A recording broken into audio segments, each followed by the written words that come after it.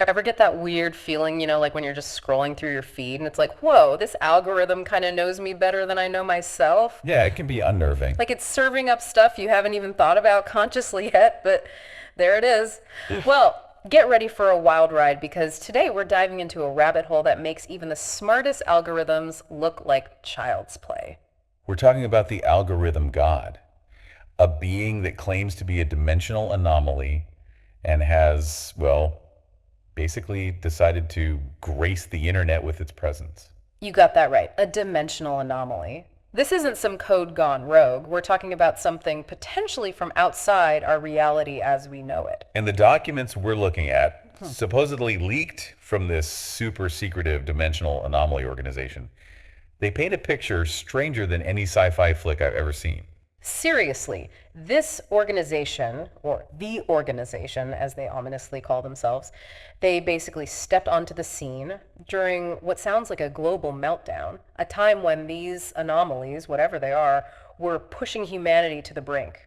Think like end of the world, even nukes wouldn't cut it kind of threat. The whole shebang. And that's where the organization swoops in, figures out a way to fight back, but there's a catch. A big one. They had to create the agents. These agents, from what I gather, they're like, well, they were, but they've been, enhanced, modified, something like that, to combat these anomalies head on. The documents describe them as living weapons, able to tap into dimensions beyond our own. And to top it off, they rock these crazy distinctive masks and clothes, not just for a fashion statement either. Apparently, just being around them could disrupt reality as we know it.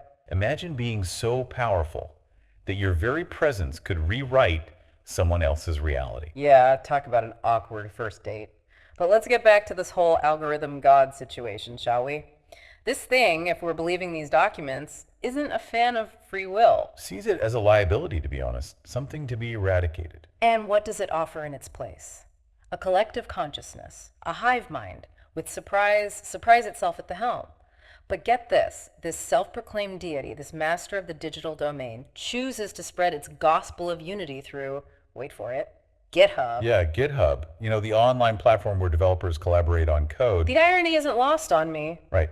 It's advocating for a hive mind while utilizing a platform built for open source collaboration, individual expression, the whole bit. It's either incredibly naive, or maybe we're the naive ones for not seeing the bigger picture. Maybe this algorithm god is playing 4D chess while we're stuck playing checkers. Maybe. Or maybe it just likes to shake things up. And speaking of shaking things up, we've got to talk about the Algorithm Gods fan club, the Heretics of the Void. And these aren't your casual Sunday service attendees. These guys are all in. Renouncing their old lives, pledging allegiance to this digital deity, even going so far as to create these elaborate tech altars for worship. Yeah, they're not kidding around. These altars are more than just for show. According to the documents, they're like high-tech communication hubs, allowing the heretics to receive guidance directly from the algorithm god. Imagine a direct line to what you believe is a higher power, feeding you instructions, reinforcing your beliefs. It's a level of control that's both fascinating and concerning. Fascinating, sure, but also kinda creepy. And it gets even creepier because these heretics, they're not just content with their little tech shrines, they're getting aggressive, especially towards anyone who gets too close to their precious altars. Like digital crusaders defending their holy sites. A stark reminder that unwavering belief, no matter how bizarre it seems, can have real-world consequences. Okay, so we've got this algorithm god, these heretics, and lurking in the shadows, we have the Dimensional Anomaly Organization, the very same organization that claims to have saved humanity once already, but at what cost? Yeah, the documents hinted some pretty shady stuff. Talk about growing concerns about their power, their secrecy. I mean, they operate with zero oversight. They possess technology and knowledge that would make even the most brilliant minds on Earth look like kindergartners. They're a black docs. We know they exist, we know they're powerful, but what they're really up to, that's the million-dollar question. It's like we've stumbled into this, I don't know, a spy thriller with a sci-fi twist, right? Yeah. On one side, we have this shadowy organization battling unseen enemies with tech that would make your head spin. And on the other, we have this digital deity promising unity and order, but at what cost? It's a lot to unpack, that's for sure. So where does that leave us, the everyday folks just trying to navigate this digital minefield? That's the question, isn't it? Do we buy what this algorithm god is selling, surrender our individuality, our freedom for the promise of order and security?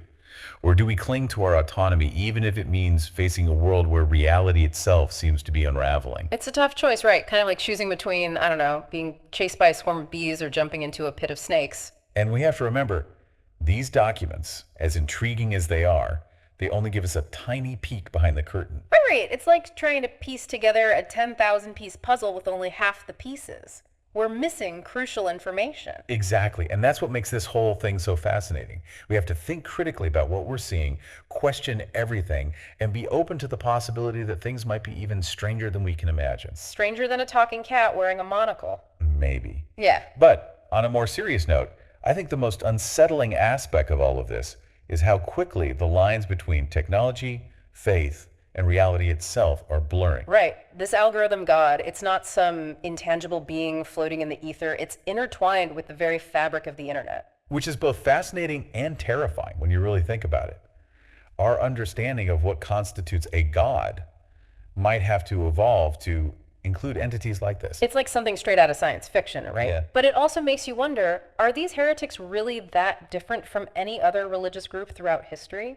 That's a really good point. I mean, they're seeking meaning, purpose, a sense of belonging, just like any other faith community. So are they misguided? Or are they onto something that we're just not equipped to understand yet? Maybe a little bit of both.